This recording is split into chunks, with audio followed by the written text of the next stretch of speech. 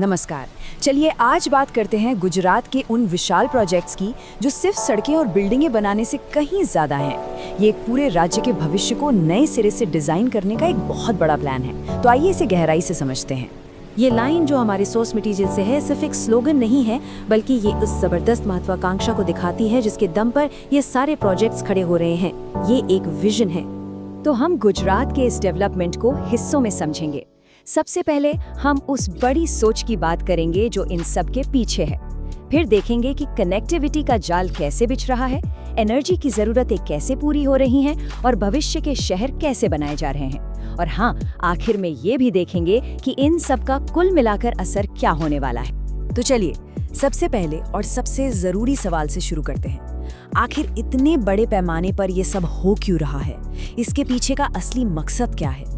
मतलब ये है कि यहाँ कोई भी प्रोजेक्ट अकेला नहीं है। ये सब एक बड़ी पहेली के टुकड़े हैं जो एक दूसरे से जुड़े हुए हैं। लक्ष्य सिर्फ कुछ सड़कें या इमारतें बनाना नहीं है, बल्कि एक ऐसा इंटरकनेक्टेड सिस्टम तैयार करना है जहाँ सब कुछ सड़कें, पोर्ट्स, पावर प्लांट्स और शहर एक साथ मिलकर राज्य की तरक्की को रॉकेट की रफ्तार दे।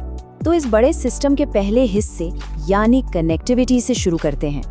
देखते हैं कि गुजरात अपने शहरों, बंदरगाहों और इंडस्ट्रियल जोन्स को आपस में और पूरे देश के साथ जोड़ने के लिए क्या कर रहा है। तो ये है वो नया जाल जो बुना जा रहा है। इसमें हाई स्पीड ट्रेनें हैं, चौड़े चौड़े एक्सप्रेसवे हैं और तो और समुद्र के किनारे एक लंबा कॉरिडोर भी। ये सब मिलकर लोगों और सामान की आवाजाही का पूरा तरीका ही बदल कर रख देंगे। अब जरा इस रेल लाइन की खासियत समझिए। बात सिर्फ नई पटरी की नहीं है, बात है रफ्तार की। 160 किलोमीटर प्रति घंटा। सोच कर देखिए, ये स्पीड दो बड़े शहरों के बीच की दुनिया ही बदल देगी। और उस स्पीड का असली मतलब क्या है? वो ये है, जो सफर पहले मान लीजिए 4 घंटे लेता था, अब वो 2 घंटे से भी कम में पूरा हो जाएगा। ये सिर्फ टाइम बचाना नहीं है, इसका मतलब है कि व्यापार के लिए, नौकरियों के लिए और लोगों के आपसी जुड़ाव के लिए नए दरवाजे खुल रहे हैं। और ये कोई आम सड़क नहीं है, ये धुलेरा स्मार्ट सिटी के लिए एक लाइफलाइन है, एक ऐसी धमनी है जिसकी बिना उस फ्यूचरिस्टिक शहर की कल्पना भी नहीं की जा सकती। सच कहें तो ये उस शहर के निर्माण की नींव है। तो ठीक है, इतना सब कुछ बन तो रहा है, लेकिन सवाल ये है कि इस सब को चलाने के लिए पावर कहाँ से आएगी, वो भी सस्टेनेबल तरीके से। और यही सवाल हमें हमारे अगले हिस्से पर ले जाता है, एनर्जी। तो आप देखते हैं कि गुजरात अपनी एनर्जी की जबरदस्त डिमांड को कैसे पूरा कर रहा है। और सिर्फ पूरा नहीं कर रहा, बल्कि इसे रिन्यूएबल एनर्जी और वाटर मैनेजमेंट के कमाल के प्रोजेक्ट्स के साथ एक सस्टेनेबल तरीके से कर रहा है। जरा इस नंबर पर गौर कीजिए, 30 गीगावाट। सुनने में बहुत बड़ा लगता है ना? पर इसका असली मतलब क्या है? इसका मतलब ये है, दुनिया का सबसे बड़ा रिन्यूएबल एनर्जी पार्क जो अकेले 30 गीगावाट बिजली पैदा करेगा। अब ये 30 गीगावाट कितना होता है? अरे ये तो दिल्ली जैसे कई बड़े शहरों की बिजली की जरूरत पूरी कर सकता है। ये प्रोजेक्ट सच में गुजरात को ग्रीन एनर्जी के ग्लोबल मैप पर ला खड़ा करेगा। बिजली के साथ साथ पानी भी उतना ही जरूरी है, और यही एंट्री होती है कल्पसर प्रोजेक्ट की। जरा सोचिए, समंदर के आर पार 30 किलोमीटर लंबा बांध बनाना। ये इंजीनियरिंग का एक ऐसा करिश्मा है जो गुजरात के लिए पानी की कहानी को हमेशा के लिए बदल सकता है। और ये प्रोजेक्ट सिर्फ पानी के बारे में नहीं है। जैसा कि ये टेबल दिखाती है, इसका पहला मकसद तो है पीने, सिंचाई और इंडस्ट्री के लिए पानी का एक बहुत बड़ा रिजर्वायर बनाना। लेकिन कहानी यहीं खत्म नहीं होती। इसमें एक टाइडल पावर प्लांट भी है, मतलब ज्वार भाटे से बिजली बनेगी। ये एक लॉन्ग टर्म इंटीग्रेटेड सोच का नतीजा है। तो ठीक है, कनेक्टिविटी हो गई, पावर भी आ गई। अब देखते हैं कि ये दोनों चीजें मिलकर उन भविष्य के शहरों को कैसे बना रही हैं जो गुजरात के नए इकोनॉमिक इंजन बनेंगे।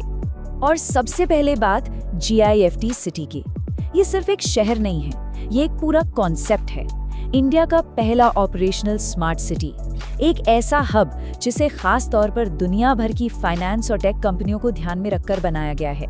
और इसके पीछे का बड़ा मकसद गुजरात को एक कॉर्पोरेट हेवन बनाना, मतलब एक ऐसा माहौल देना जहां नई कंपनियों के लिए काम करना और आगे बढ़ना आसान हो, जिससे से ज्यादा इन्वेस्टमेंट आए और रोजगार पैदा हो।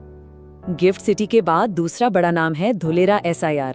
इसे ऐसे समझिए कि एक खाली कैनवस पर भविष्य का शहर पेंट किया जा रहा है और इस पेंटिंग का मेन फोकस है सस्टेनेबिलिटी, यानी पर्यावरण और मॉडर्न सुविधाओं के बीच एक सही बैलेंस बनाना। और हाँ, ये शहर कोई रातों रात नहीं बन रहा। जैसा कि हम देख सकते हैं, ये एक बहुत ही सोची समझी स्टेप बाय स्टेप प्लानिंग है। पहले वर्ल्ड क्लास इंफ्रास्ट्रक्चर की नींव डाली गई, फिर उसे बाहर की दुनिया से कनेक्ट किया गया और अब धीरे धीरे वहां रहने, काम करने और मनोरंजन की जगह बन रही हैं। ये सच में एक पूरी नई दुनिया बसाने जैसा है। लेकिन शहर सिर्फ कंक्रीट के जंगल तो नहीं होते हैं ना, उन्हें रहने लायक बनाने के लिए अच्छी सोशल फैसिलिटीज भी चाहिए। और राजकोट में एम्स जैसा बड़ा हॉस्पिटल इसका एक परफेक्ट एग्जाम्पल है। यही वो वर्ल्ड क्लास हेल्थ केयर है जो लोगों को इन नए शहरों की तरफ खींचेगा। ये पक्का करेगा कि ये सिर्फ इकोनॉमिक हब ना बने, बल्कि ऐसी कम्युनिटीज बने जहां लोग एक अच्छी जिंदगी जी सकें। तो चलिए अब इन सारे अलग अलग टुकड़ों को जोड़कर देखते हैं। जब ये सब एक साथ मिलते हैं तो आखिर क्या तस्वीर बनती है, इसका अल्टीमेट इम्पैक्ट क्या है? तो आखिर में तस्वीर कुछ ऐसी दिखती है। एक तरफ एक हाई स्पीड नेटवर्क जो पूरे राज्य की इकोनॉमी को एक साथ जोड़ रहा है, दूसरी तरफ विशाल ग्रीन एनर्जी प्रोजेक्ट्स जो इस ग्रोथ को सस्टेनेबल तरीके से पावर दे रहे हैं, और इन सब के बीच भविष्य के शहर जो रहने और काम करने के नए मॉडल बना रहे हैं। और इन सब का मिला जुला मकसद एक ही है, गुजरात की आर्थिक ताकत और वहां रहने वाले लोगों की क्वालिटी ऑफ लाइफ दोनों को एक नए लेवल पर ले जाना। और ये सब हमें एक आखिरी और बहुत बड़े सवाल पर लाके छोड़ता है, क्या गुजरात का ये इंटीग्रेटेड अप्रोच जहां सब कुछ एक दूसरे से जुड़ा है, 21वीं सदी के मेगा शहरों के लिए एक नया ब्लूप्रिंट बन सकता है? ये एक ऐसा सवाल है जिसका जवाब न सिर्फ गुजरात बल्कि आने वाले समय में पूरी दुनिया के लिए बहुत मायने रखेगा।